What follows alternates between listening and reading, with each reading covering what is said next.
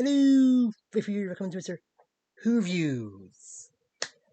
And today everyone at the first two episodes of the new series of Doctor Who, which is the uh not only the first series for the 15th Doctor, but plus the first two episodes after the Christmas special. So, hmm.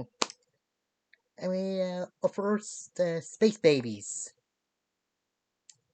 And in this, the Doctor brings Ruby Sunday somewhere in the future on a space station where it's gonna be a baby farm and it's run by babies.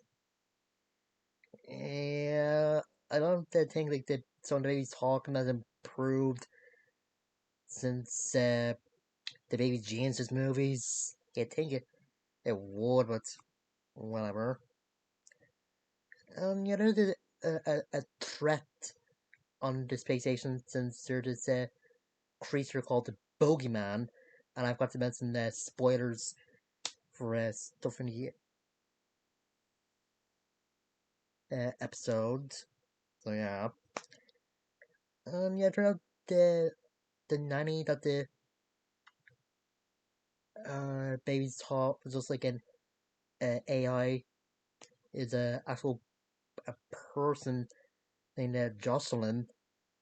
Yeah, it turned out the company that runs space station decided to leave since there's a recession going on, and even though it's against the law to sort of down, so he decided to stay there. But yeah, he's been there for 6 years, and he's already a mechanic. So he's the accountant, but mm, it seems like person to leave babies. And the thing, when they say what the uh, bogeyman uh, is, yeah, it does sound a bit like a storybook. And there's a got a scene where the Doctor and Ruby are looking out um of this window in space, and Doctor so Ruby wearing face the air, and just said they had no uh, purpose and don't have any other like normal things that humans would have, like a car, mortgage pay, and stuff like that. But he goes on to see what see like new stuff and have fun. It was pretty good, but I did think it was kind of annoying. The Doctor keep correcting himself when he says babies, but then says space babies. Ugh, I think that's just me, but whatever. What else? I do find it interesting there is a planet for refugees, but apparently you have to go to the planet and can't just contact them and say, what where's that refugees? Can we come to your planet? Or something like that. Mm. And yeah, when the Doctor and Ruby first saw one of the babies, I just knew that it's gonna be that he or she was gonna mistake them as their parents. Ugh, it's kind of obvious. And the Doctor keep like a connecting, or keep saying that the Ruby has like a keep making like connections, like works with babies and stuff like that. And they do a bit of that in the next episode, well, but not as much I think. But I think the Space Babies is a decent start to the series, and the Doctor saying that yeah they can't bring Ruby back to see her mom, but uh, she actually gets to see her foster mom when the Doctor lands the TARS in her apartment. Yeah, I do like some of the references that was in this, like Dr. Missing to Ronnie and telling Ruby tell her mom not to slap him. Yeah, that happened a lot, or a few times in the Russell T Davis era. Ugh, I don't know. And that's the screen that the Doctor looking at when he was about to go out to talk to Ruby's mom. Was that like a was he like scanning Ruby for some reason? Maybe because he somehow made it says snow and it was in the space station. Oh yeah, and able to get the space station to move because of something that's in the baby's diapers. Mm. No, I think it's a decent start. We'll just have some of the regular stuff that uh a companion or the doctor would tell the companion in the first episode, like his name, his species, but the TARDIS. I think he's a bit quick giving her a TARDIS key, but hmm. And I am glad that the the scene with Ruby's stepping on a butterfly was just like a bit of a joke, and the doctor was just checking on it to see if it's okay. If it would have like done to change the history of humanity, I think some Whovians would get mad, but that's just me. All right. Anyway, the Devil's Chord. And the doctor brings Ruby to the recording studio that the Beatles made their first album in 1963. Yeah, the song they play isn't really the same song. And not only that, the music seems to be gone from the world. And yeah, when Doctor had Ruby play a piano up on the roof of the building, someone comes out of the piano. The maestro.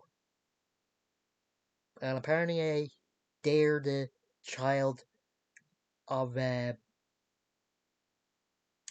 toy maker. And yeah, the Doctor really scared, even though in previous episode he's saying he never gets scared when he got a bogeyman and never runs, but yeah, he did it here. And he does show that the events of the giggle still affected him, since he said if he faces the Mitro now, he'd probably not survive getting like split in half. Hmm. And you have a reference to the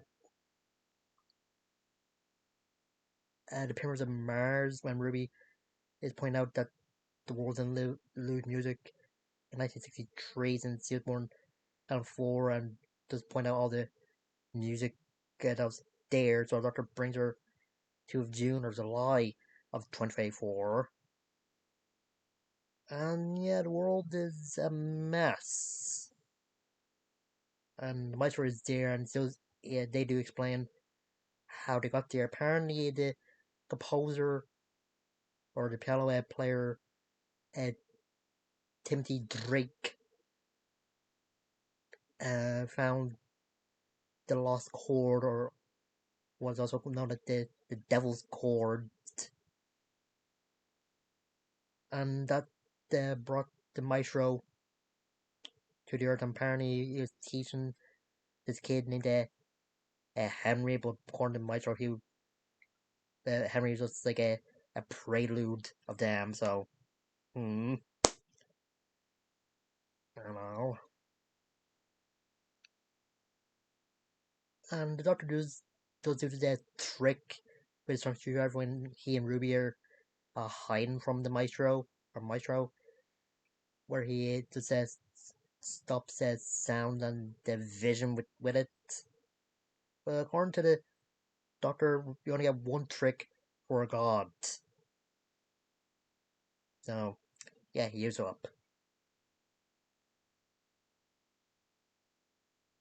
Yeah, and the maestro was able to use a piano to do something to mess with the guitarist. So I don't think Doctor Ruby can do is go back to 1963, and Doctor does have an idea of making a song to put the maestro in back to they came from, but Ruby gets taken and maestro's got to get do something to her, but turn out there's something the about Ruby that has the maestro scared, and and they keep messing he being there when Ruby was left at the Ruby Road.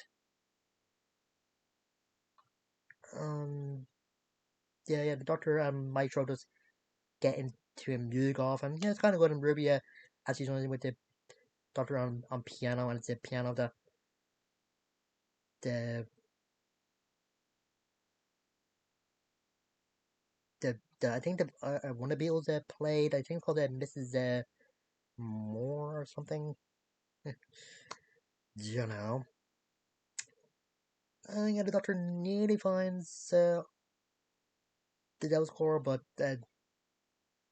doesn't. We were about to die until John Lennon and Paul McCartney come and they actually find the or the maestro is put back into the piano, and the saying he who waits is coming or something like that. Yeah, the episode was end with a musical number to the song There's Always a Twist. And yeah, the Doctor and Ruby just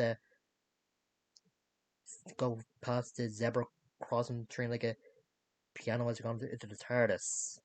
Well, I think this one's a bit uh, better than Space Babies. Like, I didn't think the first one was fun, but this one just seems a bit more fun. And I do kind of like the Doctor mentioned, or just point out Tutter's Lane and mentioned they used to, they live there now in 1963 with granddaughter Susan, and with the Tanner's uh, being dead, he thinks that he probably gone dead with him, but hmm. And the person playing Michael was pretty good. They do seem like or act like a bit like a pantomime. Then, like in the scene where it's all woman's playing piano and the maestro actually sort out of her piano and I pulls a curtain before they do something to her. I don't know. What else? Yeah, apparently Murray Gold and some other people were in the episode themselves, and it is being a bit of a Beatle reference episode. It's kind of go with the John McCartney and the I'm John Lennon, Paul McCartney. The, and then Dr. and Ruby talking to them.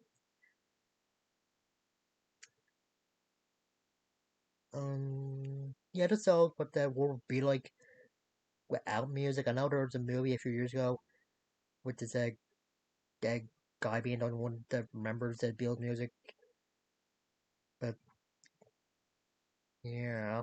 And apparently, Maestro feeds off their music, so they're kind of is music, but not that good. So, mm. And what's I say? I think Gatwa was a pretty good at Doctor when he's like scared or kind of pleading for the Maestro not to do anything to Ruby and that. I do hope they show a bit more of the Doctor's dark sides, and I don't think him like as like a full person all the time. So, mm. And yeah, I think next week is the one that has the Doctor being stuck on a visual landmine of Ruby is off doing something. Yeah, hopefully that's good. And let's wonder if it goes out the last two episodes on the same day as well. Cause I'm just like guessing, but I doubt it. But what else? I thought the musical number I know was okay. Um, the Maestro being on the toy maker was kind of interesting. I wonder if any other members of the toy maker's legion are his kids as well. And yeah, I can't really think of anything else. If I do, I'll probably say in the next review. So, until next time, I'll see you guys later.